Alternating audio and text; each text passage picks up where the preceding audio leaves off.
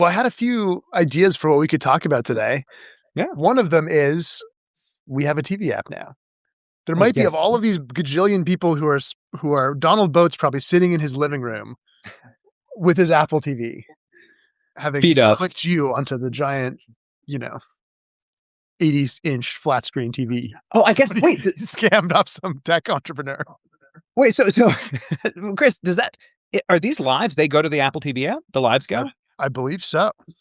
We should probably be kicking the tires on this app more, but that's awesome. Okay, that's exciting to think that I might be on some living room. But yeah, I'm sure you saw there was I think customary amount of controversy around the TV app, the perennial concern, which I don't consider an unjust concern, although as an insider, I'm often a little bit surprised by it. But the TV app marks the end of Substack as we knew it, and I thought Yeah. that was quite generous to us in a certain sense because I doubt it's going to be that big a deal. I'd love for it to be a big deal, but I think it's just my view of it is it's a very nice to have thing for the people we have on the platform who use video, Yeah, and if you're somebody who wants to be in your living room and watch something, and why not watch your favorite podcast? The thing I'm actually really excited about, we do this now, but I think we can do a much better job of it, is have the like article read alouds be very good. Both the Yeah. ones that the authors themselves do and the kind of like robot ones. Because I think being able to listen to some of the stuff that I would read otherwise if I'm on the go or sitting in my living room is like this magical thing. I kind of think somebody said a note the other day that was like, getting a little bit of echo. Somebody said a note that was like, finally my like short stories will be on the TV. And I'm like, hell yeah, that sounds pretty good actually. I think I saw your reply to that because I was talking to Vivian about this. This is a bit of a hand wavy future fantasy, but there is the possibility that we get really, really good at translating between forms in such a way that if you like the creative effort or the journalistic effort of somebody, you can experience it in a variety of different ways. I don't, like I said, I don't want to be too optimistic, but it doesn't seem impossible to me that there could be very interesting ways to read or experience the written word in that way. So yeah, I think sky's the limit. But I guess I was partly surprised just by how seriously people took it. I forget that people take software development very seriously, and Unlike I know you, professional I'm like, software developer and head of design at Substack, who knows it's this is like all some big fucking joke. it's at the very least it's a little playful, from my point of view. It's like we're going to try this, we're going to see We're what having fun with happens. it. We Emily have fun Zucker with it, says, I'm watching you on TV and this is a huge deal. So she's Well, calibrated. that changes my calculus a little bit. Hi, Emily. I hope it's going okay. Oh God, I hope we do compression on the audio range because I know we go from loud to quiet quite a bit. That's just how we live our lives. That's the authentic feeling of being in the room with you. I'll tell you. You're getting the real experience. Abby tells me all the time. She's like, "You're suddenly shouting all the time, Mills," and I go, "Oh, I'm sorry." But it has been I think it's been a bigger reaction than I expected. Both, the comment section was mad. And it was sort of funny because I think there's been other video stuff we've done where I thought people would be more mad, but they kind of weren't. And they were like, this is great. And then this one, which is like an optional app you can put on your TV if you want to, was like the one where everyone's like, this is it. This is finally the end. Yeah. But I'm also like, I've had a lot of messages over the past 24 hours from like people in TV and movies and stuff that are like, holy crap, this is huge. We're like, maybe we're onto something here. Yeah. It's so unpredictable what will catalyze a deep reaction. I have two new designers, as you know, Sue-Ann and Jack, who've started in the past couple of weeks. And they were asking us, they're asking us as a team, hey, is this a typical kind of reaction from the community? And I did tell them, I think in any healthy platform, there's always a gigantic mix of reaction. And you're going to have some haters. And also, we have especially creative and intelligent users. Let me speak for myself. Part of what my brain is optimized for is coming up with extremely deep problems to complain about in my immediate environment. I feel like that's what my college education really optimized in me, is like the capacity to go, not only is this chair uncomfortable, but this reflects a typical problem of the type that I encounter constantly in this regime in my house or whatever. And so I do think there's a thing where just writers are very good at perceiving possible future states, possible levels of meaning, interpretations, and so on. And so I was like, it's not atypical, but it is a little worse than I expected. Well, it's not to give them to be fair about it. The suspicion that your favorite internet platform or media company might pivot to video in a way that is tasteless and disastrous is not like a. It's not that that's happened 0 times in the last couple decades. No, you'd be Uh, crazy to laugh that out of the room. That's a very plausible fear. I do tell people that all the time. I'm like, look, every fear you've got is probably justified. And I think the nice thing about, at least from my point of view in talking to people about this is, if it sucks, they can split. I think it won't suck. And so I'm not nervous about that. But it is one of the platforms where if it sucks, you can split. yeah, yeah, you can split from the platform. Also, you just don't have to put the app on your TV. Did you read Yeah. that Adam Mastriani piece I sent you? Yes, Which I did. kind of the opposite thing. What's your take? Which, by the way, I listened to on the first round through because I was Oh, walking my dog, and I did the thing where I he does really good voiceovers, so I listened to the audio version of the Text is King post, and that's sort of cool. Okay, you were out with Cassie and you listened to it. Uh, I So I love it. I think you and I might have talked about this before. So I have this. I'm getting really into my like old man rants territory here, but in the 80s, there used to be this bumper sticker you would see that said "Kill your television," and what they used to talk about all the time back then was how, man, people just don't read anymore, and nobody pays attention to the news. They just plug in front of that boob tube and watch sitcoms and Saint Elsewhere, and their dramas, their soap operas, and the whole nation is intellectually numbed and disconnected. And if you could have told somebody in that era that just 20 years in the future, 30 years in the future, every fucking person in America would spend all day scrolling feeds full of text that's basically 80% about news, current events, interpretations thereof, and theories about those things, they would have gone, my God, you must live in a utopia. And you would have had to be like, well, you're not going to believe this. But somehow it actually doesn't produce that much of a delta in terms of like broad social structure or change. It's just everybody's very innovated and very intellectual now. I think everybody's become extremely rhetorically and intellectually developed. And so I actually think we are in a text supremacy era. Even things like people say, oh, well, no, everybody's watching TikTok. TikTok's very texty. I think Adam makes this point. It's recorded culture. It is culture in which disputes occur on a basis of argumentation. Videos that trade off against each other, debates in the comment sections. All these things, they might not be books per se, but they're very textual in a certain sense. And I feel like it's a very litigious culture now. So I loved that post. I actually really really dug that. I felt relieved to see that out there. the point that I loved and I agree with is the idea that a lot of the opting out of the text part of the text culture um, isn't sort of freeing yourself from its influence. It's actually kind of submitting yourself to its influence because Mm, those things end up being kind of upstream of a lot of what else happens. And the yeah. impact, you see this, there's somebody will write like a Substack post, and the impact of it is not only the people who read the post, but it's like the people who read the post who then go and talk about it everywhere. And you can see it kind of percolating into their minds, and you'll see the same ideas and things recycled in podcasts and interviews. And you sort of have this big swell. And if you opt out of reading the thing, you're kind of just you're dooming yourself to catching kind of the downstream version of it rather than being part of the place where the ideas are actually made. I find that pretty compelling. Oh yeah, no. It's interestingly, so before I read Adam's post, I came across a post by someone named Kevin Munger, who I think is related to uh, uh, another intellectual figure on the platform. Anyway, and Kevin contrasts his post with Adam's post. So before I had read it, I had kind of read this post. It was like, I take the opposite view in the following way, and he quotes this media theorist or information theorist I'd never heard of before, and it's really great. I quoted a bunch of parts of it, and one of the things he mentions is that there really isn't a possibility from getting away from the media paradigm, the telecommunications paradigm of where we're at. If you try to remove yourself from the flow of it, from the dominance of what he calls technical images, which I think, but he just means these kinds of feeds and interfaces. You basically get vaporized in terms of your social existence. You're actually, there isn't a world outside of this world, I guess would be the strong way to put it. And I do have that feeling sometimes with discourse. I don't love discourse, as you may know. I try to be somewhat selective about which discourse pulls me in and destroys my mind. And but damn if I'm not then out there in the real fucking world. Here in New Orleans, where people are pretty regular. It's not like I'm living in a particularly plugged in area, but 80% of conversations are about discourse themes. And if I have removed myself from the zone of knowing about them, I am in fact somewhat isolated, and I do feel like less able to have casual chats, even with like people who you think would have no interest in this shit from dramatically different backgrounds or whatever. So I think that's right. We're all living downstream of text now, for better and worse. All right, I'll plug this post one more time before we dive on to the next topic. He ends the post, Adam Mastriani, his Substack, which you should subscribe to. But I also know that humans have a hunger that no video can satisfy.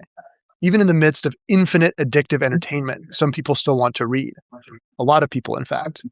I serve at their pleasure, and I'm happy to, because I think the world ultimately belongs to them.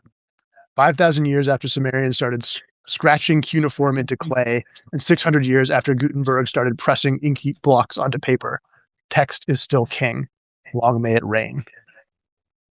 It's a cool ending. Was it amusingly the title of Munger's piece? By the way, his Substack is called "Never Met a Science," and it's Kevin Munger. The title of his piece is "The lifespan of a model is now measured not in centuries but in months," which is a quote, which is a funny contrast with that exact assertion from Adam. Right? It's like, is this part of like a basically millennia long media unfurling a tradition? Or is it like the case that we are collapsing the regiments of each one of these things? I don't really know. As you know, I think I'm fond of the paradoxical claim that these things are always, both of these things are always true. Our time is different than other times, and they're not. Even more extreme. It's like the middle is Yeah. dying, but they're like both things are getting longer and deeper and more important, and you have the like silliest ephemera. People are complaining that they're getting some echo. Do you want to just like smack your speaker and see if it can stop echoing me? Yeah, I don't know how to. I'll try to turn the volume down, and I'll just lean in. How's that? Is that better? I think it's when I talk, people are saying they're getting it. I can't hear it now, so maybe it's gotten better. I'll tell you what I know. This is bad news for Zach. Zach, I don't know if you're watching. This means work for you. Zach and team. We were talking about actually before we turned the audio on. We were like, we're not putting on headphones. Like technology needs to adapt to us. We shouldn't be adapting to technology. Don't tell me to put on a headphone so my sound is good. Robots, you figure this out. That's how it should work. Let's talk about Article Armageddon. Can you explain to us what Article Armageddon is? So this is actually, I did successfully dodge this discourse a little bit, but I think my understanding is Twitter, X, which I'm just always going to call Twitter probably, but Twitter X has decided to prioritize or try to make a really, really game effort to prioritize the distribution of their article formats. Is that right? And so they've basically, when you control an algorithm, you can kind of tinker with the proportions of what appears in different people's feeds. You can really spam the shit out of people if you want to try to make fetch happen. And they may be trying to make fetch happen a little bit with articles. So my understanding is they have just pushed articles in everybody's feeds. And because they simultaneously, I'm going to try to say this without seeming smug, because they simultaneously came up with this idea of paying $1 million to the essay that they liked most.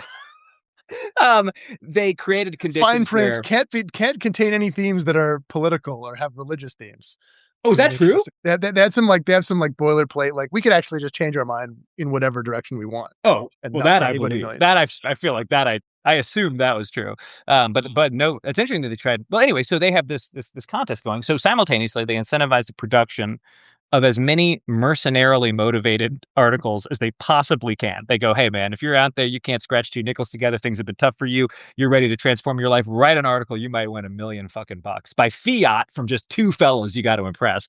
And then they say, hey, all of you who are here for, your subculture, your niche, breaking news, whatever, you're going to see as many of these articles as we can possibly jam in there without breaking the site. And somehow this did not result in an optimal user experience, or I don't think optimal culture creation conditions. So I've heard mostly bad feedback about this. Yes, I've heard it described as the slupocalypse. I will say, like, the basic thing is, okay, they're giving money to people who are making things. We like that. That's good. Love that. Yeah. Maybe whoever wins, like, excited for them. That's great. Yeah. It does strike me that I've often felt like when people have copied Substack, like they've kind of copied it in this way that totally misses the point. Like, remember when Facebook made Bulletin? Oh, yeah. Like, I see what this is. An email service. Like, we'll make an email service and we'll copy their website. And then that's the thing that, like, then we'll get all the people and we'll have all the things that matter, but like completely missing the underlying sense of like independence matters and having like, and it's sort of like they're looking at the superficial thing. Like, oh yeah, long Yeah. form articles. Yeah. Yeah. The thing that's happening on Substack that's special is It's articles, long. Yeah. and it's like I don't think it works at all. And I think it's like just like when Medium back in the day when we were sort of first coming up, they had way more users than we did, and they had this like platform level subscription, and they had an algorithm that would like look at who had the best article that month and give them a bunch of money, and they would publish a thing saying so and so made all this money on Medium last month, and we would look at it as this tiny company that had almost no users. We were like, first of all, there's like 5 people on Substack who made more money than that last month. Mm. And not only did they make it that month, but like they have like a base of people who are continuing to pay them because they believe in their work. They want them to be able to take creative risk. That's just like a totally different species of thing than I like won the algorithm slot machine game. Yeah. Sure enough, the people who are like, clustering in to play the algorithm slot machine game are not the ones that are making the culture that matters by and large. Yeah. I think this is actually true of some of the algorithm stuff in general, where it's like the most viral. There's sort of like a trade-off between sort of making the thing that's most viral and making the thing that actually matters. And Mhm. it's possible to do both, but it's like that's sort of It's like rare. rare genius, and the people who are Yeah. just chasing virality don't normally get it. And I think this is sort of like the same wrong-headed approach. I think I'm sort of like, God bless him. We'll cheer for him. I'm happy for whoever wins the thing. Maybe it'll work. Maybe I'm wrong. Maybe they'll like, they'll thrash about it for a while and they'll find something that works, and it'd be good if they did. In the meantime, we're going to ship a thing where you can see your Substack earnings in the same format, which should Oh be yeah. fun, Yeah. fun and interesting for people.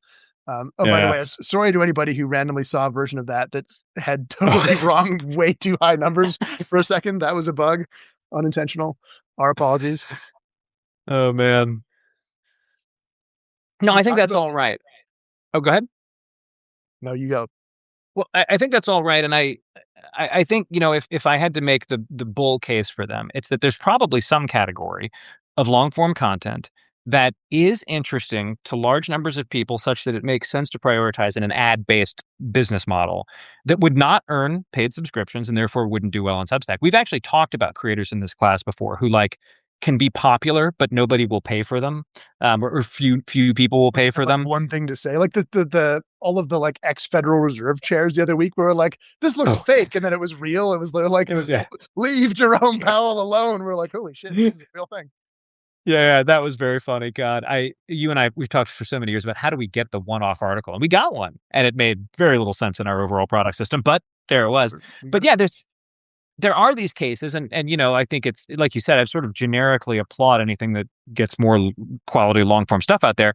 I just have a sense that they're a little impatient, and not to again, not I don't like to be smug because social systems are so complicated, and this work is so unpredictable that it's not. I don't think it's like a matter of superiority exactly, but I do think that group, that product group over there, seems a little impatient, and I think a lot of this stuff you can't just dupe an interface, fast follow one or two features, and then kind of turn the algorithmic dial to like juice it. You're not going to pump prime your way towards creative people, journalists musicians, everybody kind of trusting you to be a sound foundation for where to build their business. And I think if we have any advantage, it's that we've been doing it a long time, and people I think have seen lots of businesses get built here. And so, yeah, it didn't really worry me. I did think it was, like I said, I try not to have schadenfreude about this because anybody can eat shit in this business. So I don't want to get cocky.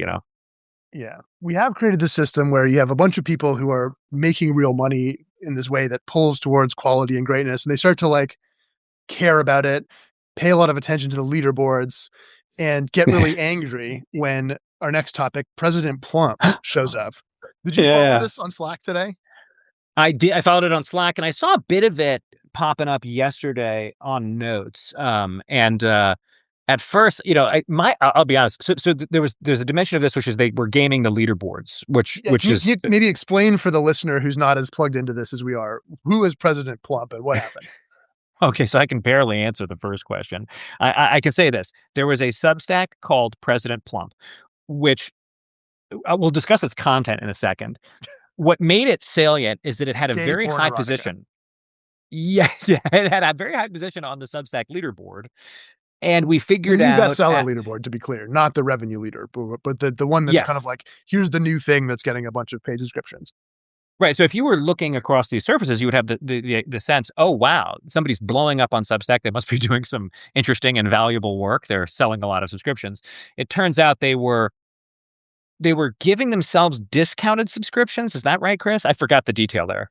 Yeah, they were just creating hundreds of fake subscriptions to themselves for almost no money. Fake in the sense of, real money, but inauthentic, like users. Yeah, yeah, and discounted heavily so that they could afford to do this and generate some momentum that our system interpreted as, "My God, look at this, the hot new thing." And, so we banned them or we've been in the process of trying to stamp all that out. And, for me, the thing that was so exciting about this, though, was it was one of the most inscrutable content varieties I've ever seen in my life. At first, I thought it was just a political satire thing, but it had something to do. I mean, I think you saw that Sam Chris note about it. Something to do with vegetables or something. It was really mysterious. It was There otherworldly. was a minute where I was like, is this like some really good performance art that I'm just not getting? And it's Yeah, actually like super successful. And I just have to understand the deeper yeah. truth behind President Plump. And unfortunately, that did not turn out to be the case. But Turns out I no, had that but it thought. was it was a sophisticated and weird and very developed lore vibe to it. You're like, oh, there's a whole world of President Plump humor or posts or whatever, and then it turns out it was all probably something SEO related or I think the team thinks it was like SEO spam for this like porn thing that they were doing. okay, yeah, Um, bank shot for SEO standing SEOs. It's great. 2026, people are still doing SEO scams. That's a little bit reassuring. and it's kind of like I've always wondered. I was sort of been waiting for the moment because I was like, okay, you could scam these leaderboards, but you'd have to like spend a bunch of money basically in order to Yeah. do it. Um, and so I was kind of like, I wonder if that'll ever happen. And then sure enough, eventually somebody got It was around to we got there. spending a bunch of money to juice themselves on the Substack leaderboards. God. Doesn't work. If you attempt that move, we're gonna kick you off. We don't take kindly to that. But Yeah. We did not take kindly to it. No. We got a handful of reports, and I assume um, Jack or one of those people just banned it.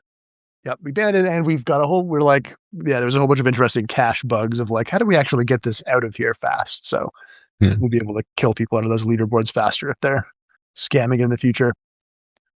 Emma Horse round two. I wish I could get so many good comments that I barely get to see any of them because I don't want to get distracted. But Adam, you were correct. It was a little bit of a throwback for me to Emma Horstick. Like Emma Horstick, it had this property of being in the sort of vulgar realm, but not but in a way that was like almost hard to understand what the purpose of it was. So I did find the whole thing kind of amusing. I'm glad it's over, but I enjoyed it while it lasted.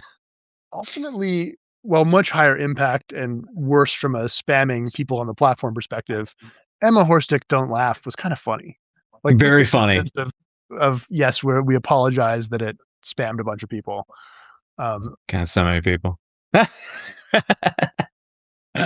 tried to make a bunch of jokes at the time. It's like Emma Horstick, like nay something else, but nobody laughed. Well, you got to workshop that stuff. You know what I mean? That stuff. Yeah, That's what the internal meetings are for. extensive pun Fun review. workshopping. Well, we covered the topics that I had to cover that I teased in the title of this live. That's Anything else true. on your mind? Anything else? Anybody in the comments have anything they wish we would react to or digest? Are there any good internet beefs happening? Oh yeah. I feel like I'm behind on beefs. Let me call in. Do you want to call in No, Donald Boat? that would be really good. Where is my shirt from? Oh my God. Oh, this. Okay, so this gray shirt. Emily, do you mean this gray? If you mean this gray shirt, I'm so proud to give this answer. So, okay, the jacket's from a local place here in New Orleans, on Magazine. And I okay, but the shirt. Let me start with the shirt. Like 2013 or 2014, I had something I had to go to, and I was in my I don't know, informal clothes because I'm like an SF tech guy phase. And so I went to the mall. Chris, is that mall down there on Market. Is that called the Westfield? Oh yeah, it's dead. It's like a zombie wasteland now. I've heard it's a zombie mall. So at the time, it wasn't a zombie mall. I walked in there and there was this store called Club Monaco. And I guess this is a real store. I didn't know this was a real store. I thought the name was so fucking funny. The idea of it being aspirational that I would be, I've always been very schlubby. The idea that I'd be like at a like a club in the country of Monaco, which I barely even understand what kind of country Monaco is. I understand I'm given to understand it has to do with rich people. Rich people go to Monaco. So anyway, I bop into Club Monaco and I bought this shirt. I bought it truly, it's like a 12 or 13-year-old shirt, and it's held up perfectly. I love this shirt, and every time I put it on, I think, "Oh yeah, this new shirt." And this is one of the ways I know I'm getting really old is that I now have things that are 10 years old that I still think of as being things I bought while old, and so it still feels kind of new to me. So this is from Club Monaco, and this is from Billy Reed. I have this question for you. You've you've made the transition from SF tech guy that doesn't own real clothes Yeah, to dapper gentleman. Dapper I'm Jim. just gonna say it. Yeah. How did you get your head around that? What's been your journey? Wait, Why did did I you do tell that? you about this, Chris? I guess I wouldn't be surprised that this would never come up. But literally, after my mother died, and after my father died in 2021, my mother died last year, and or well, I guess now 2 years ago, crazily enough. Anyway, after they died, I thought I want to start dressing like my father, and that was sort of for both of them because I thought. My parents didn't have a fantastic marriage or anything. I think they were fond of each other, and by the end, they'd reached a good stable game theoretical equilibrium point with one another. But I do think my mother liked that my father dressed in the way that he did. And my father he was born in 1942. And so he wore, button up shirts and slacks. And I don't think I saw him in a pair of jeans until he was, in his 60s or 70s and at that time in a very rural context. Anyway, and I had also gotten a bunch of his clothes. I wear his belt now and I have some of his shirts and ties and things like that. And so I was like, all right, I'm going to do this. I'm going to throw the switch. And then I also had in mind, I have two children now. And I was like, I want to seem to them like I'm from an older world. I don't want to be in their zeitgeist zone at all. I want them to grow up thinking of me as like a half dead guy from another universe. I just thought that was a better build than the build I sometimes see where the kids and the grown-ups are all in the same aesthetic cultural zone. That feels crazy to me. I don't want them to think of me as being part of their world. And so that's how that whole thing happened, Chris, is I literally was like, I'm going to start dressing like my dad. And so I did. You felt like you needed to be out of touch with the kids. Yes, yes, yes, that's right. I think it's better that way. Man, that's not what I would have expected. Yeah, and it's been fun. It's been fun. Instantly, everybody thinks I'm way older. And also, I discovered something that Emily might know this. I assume some people in the chat do. I did not know this. If you dress kind of fancy, people on the street give you compliments all day long. And I don't mean super fancy. Like I wear like a brown sports coat. You know what I mean? 5 times a day, someone on the street will just go, "Hey, that's a great jacket. Great coat. Oh, I love your jacket." And you're just like, "Damn, that is really I had no idea." Yeah, it's one of the areas where I think I've started like I live my life not in accordance with my values. Like my values have shifted, but my life haven't caught up. When we did the debate, I had someone complaining about this, which is like sort of like the aesthetic pollution of San Francisco. Because I kind Mm. of like I'm a nerd, and so I'm very much like my natural state is like, my face, I don't mind it because I'm behind it. Like I'm gonna dress in just like whatever comfortable clothes that don't scratch my autistic body too much while I walk around.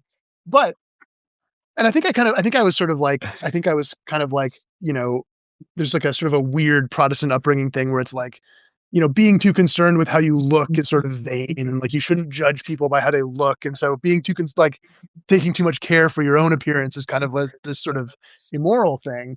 And so that's it sort of like almost provides like moral cover for like just looking like Yeah, shit.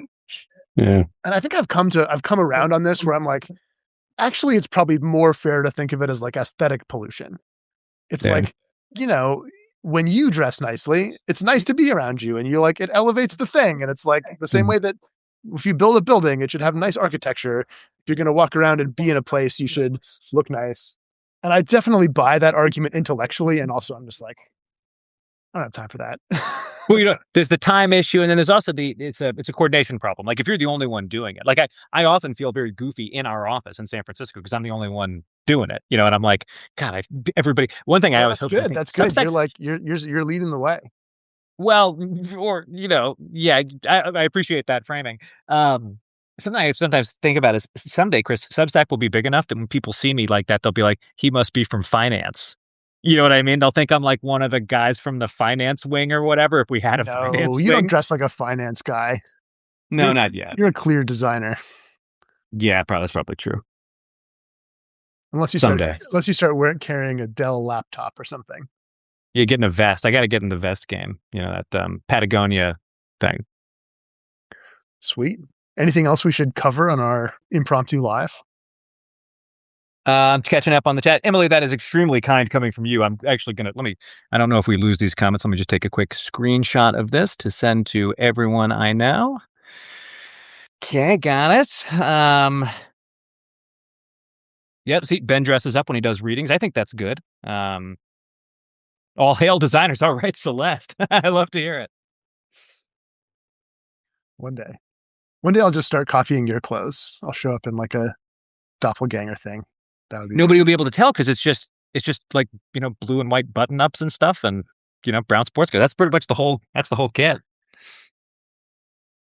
sweet. Well, let's call it. Thank you, Mills. Thank you, everybody who tuned in.